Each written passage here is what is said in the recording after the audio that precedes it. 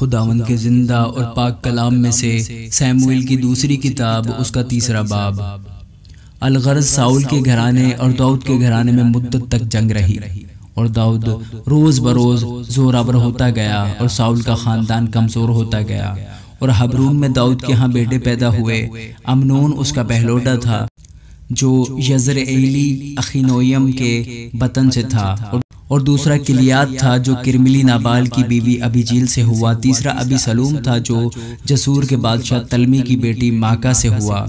چوتھا ادونیہ تھا جو حجیت کا بیٹا تھا، اور پانچواں صفتیہ جو ابیتال کا بیٹا تھا، اور چھٹا اتریام تھا جو داؤد کی بیوی اجلاح سے ہوا۔ یہ داؤد کے ہاں حبرون میں پیدا ہوئے۔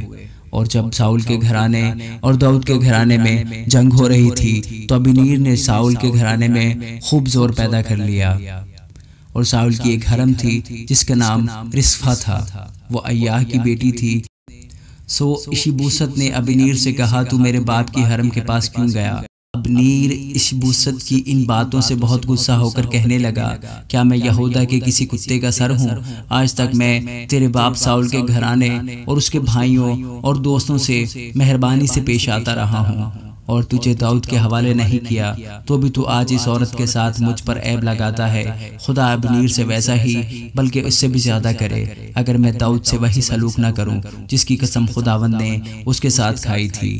کو ساؤل کے گھرانے سے منتقل کر کے داؤد کے تخت کو اسرائیل اور یہودا دونوں پر دان سے بحر صبا تک قائم کروں۔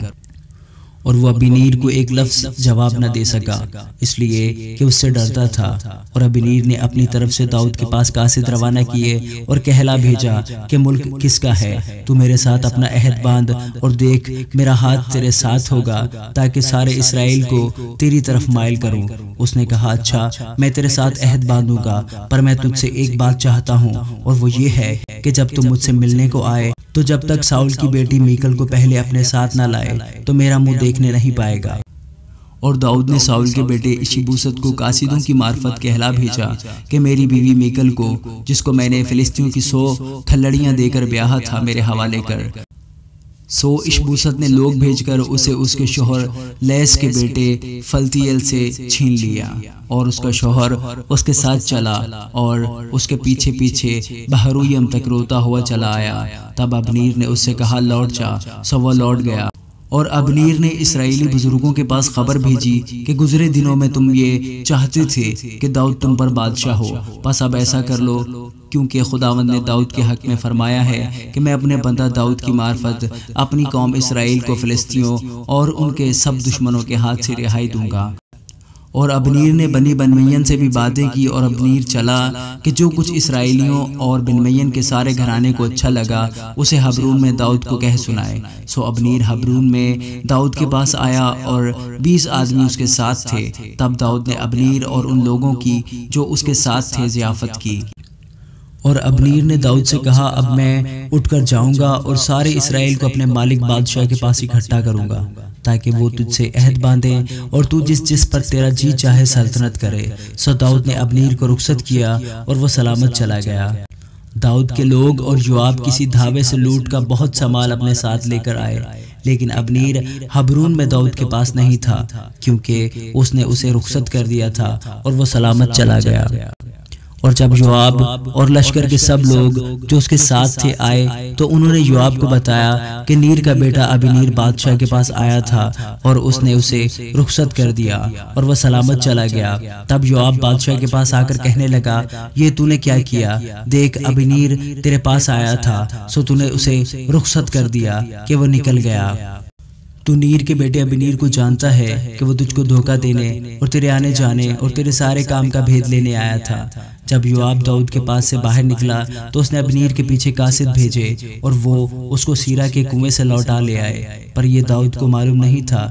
جب ابنیر حبرون میں لوٹ آیا تو یوآب اسے الگ پھاٹک کے اندر لے گیا تاکہ اس کے ساتھ چپکے بات کرے، اور وہاں اپنے بھائی اساہیل کے خون کے بدلہ میں اس کے پیٹ میں ایسا مارا کہ وہ مر گیا۔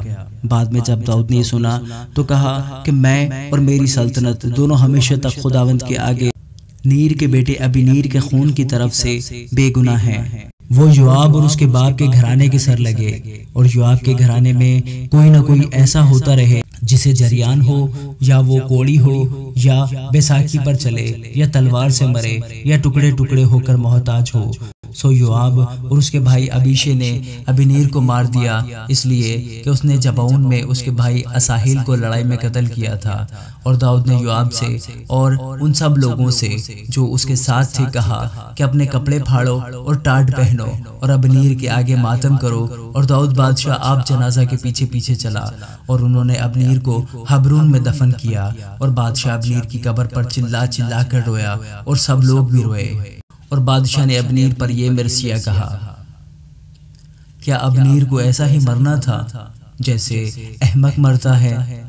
تیرے ہاتھ بندھے نہ تھے اور نہ تیرے پاؤں بیڑیوں میں تھے، جیسے کوئی بدکاروں کے ہاتھ میں مرتا ہے ویسے ہی تو مارا گیا۔ تب اس پر سب لوگ دوبارہ روئے، اور سب لوگ کچھ دن رہتے داؤد کو روٹی کھلانے آئے، لیکن داؤد نے قسم کھا کر کہا کہ اگر میں آفتاب کے غروب ہونے سے بیشتر روٹی یا کچھ چکھوں تو خدا مجھ سے ایسا بلکہ اس سے زیادہ کرے۔ اور سب لوگوں نے اس پر غور کیا اور اس سے خوش ہوئے، کیونکہ جو کچھ بادشاہ کرتا تھا سب لوگ اس سے خوش ہوتے تھے۔ سو سب لوگوں نے اور تمام اسرائیل نے اسی دن جان لیا کہ نیر کے بیٹے ابنیر کا قتل ہونا بادشاہ کی طرف سے نہ تھا۔ اور بادشاہ نے اپنے ملازموں سے کہا، کیا تم نہیں جانتے ہو کہ آج کے دن ایک سردار بلکہ ایک بہت بڑا آدمی اسرائیل میں مرا ہے؟ اور اگرچہ میں ممسوح بادشاہ ہوں تو بھی آج کے دن عاجز ہوں، اور یہ لوگ بنی زرویاہ مجھ سے زبردست ہیں۔ خداوند بدکار کو اس کے بدی کے موافق بدلہ دے، آمین۔